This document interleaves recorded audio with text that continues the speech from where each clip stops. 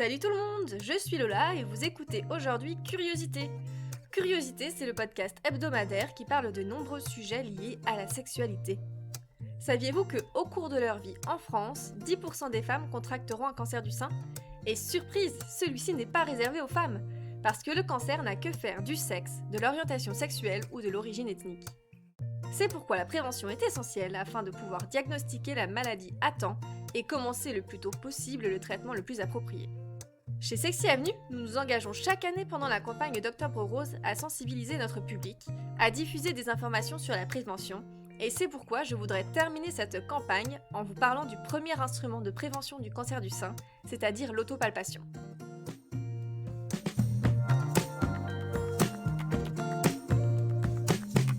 Curiosité par Sexy Avenue. L'autopalpation, c'est un auto-examen rapide et simple que vous pouvez faire en toute sécurité dans le confort de votre maison.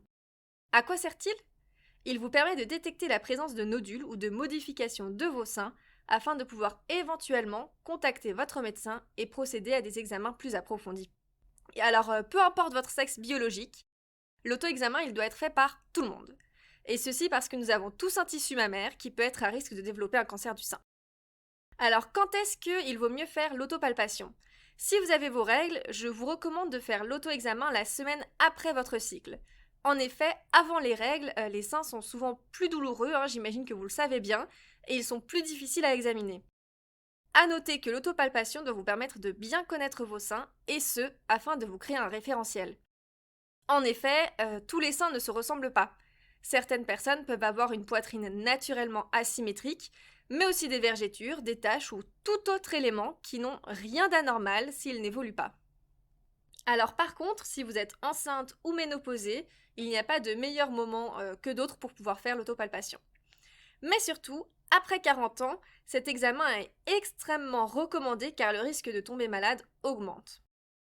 Mais passons maintenant de la théorie à la pratique. Comment faire l'autopalpation du sein ? Alors il ne faut pas s'inquiéter, il s'agit vraiment d'un auto-examen qui est vraiment très pratique, très rapide et qui se déroule en quelques étapes toutes simples. Tout d'abord, placez-vous devant un miroir pour admirer votre beauté. Non. En vrai, placez-vous devant un miroir, dans une pièce bien éclairée, où vous pouvez bien voir votre corps. La première chose à faire, c'est de s'observer et de contrôler la symétrie entre les deux seins. Ensuite, on procède à l'examen, un sein à la fois. Vous pouvez commencer par le sein droit, ou le gauche comme vous préférez, mais aujourd'hui moi je commencerai par le sein droit. Observez sa structure et faites attention aux bosses, creux, changement de couleur ou de texture de la peau du sein et du mamelon. Il serait préférable de faire l'observation dans 3 positions différentes. Tout d'abord, les épaules détendues et les bras le long des hanches. Ensuite, les bras levés au-dessus de la tête. Et enfin, les paumes jointes devant le front en contractant les muscles de la poitrine. Ensuite, la deuxième étape consiste à palper le sein. Pour cela, utilisez 3 doigts de la main gauche, à savoir l'index, le majeur et l'annulaire, pour palper le sein avec fermeté. Donc pour ceux qui ne connaissent pas le nom des doigts, c'est les 3 du milieu. Commencez par la clavicule et descendez vers l'aisselle. Puis faites des mouvements de haut en bas. Ensuite, passez également au mamelon avec des mouvements de l'intérieur vers l'extérieur. La troisième étape consiste à faire des mouvements circulaires avec le bout des doigts en augmentant progressivement l'intensité. Alors ça va vous permettre de palper le sein à la fois en surface et plus en profondeur à la recherche de nodules.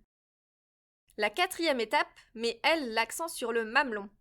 Pressez-le doucement entre le pouce et l'index et vérifiez qu'il n'y a pas de liquide qui coule et qu'il n'est pas douloureux, enflammé ou rétracté sur lui-même. En cas d'écoulement, faites attention à la couleur de la sécrétion, pour pouvoir éventuellement en parler à votre médecin. Lorsque vous avez terminé avec le sein droit, répétez les mêmes gestes sur le sein gauche. Alors c'est plutôt simple, non ? Ce sont quelques gestes qui sont en effet très simples, mais qui ont une importance capitale dans la prévention du cancer du sein. Alors ils ne suffisent pas toujours à eux seuls, par exemple en cas de très forte poitrine ou même lorsque les nodules sont vraiment très à l'intérieur de la poitrine, mais ils permettent en général de détecter le cancer du sein. N'oubliez pas de les exécuter tous les mois, car en plus de mieux connaître votre corps, ils sont essentiels pour contrôler votre état de santé. Si vous remarquez des anomalies au cours de l'autopalpation, consultez votre médecin généraliste afin de vous faire examiner plus en profondeur. Combattons ensemble le cancer du sein et parlons-en autant que possible avec la famille, les amis, les voisins, vos collègues de travail, car ces 4 étapes peuvent sauver des vies.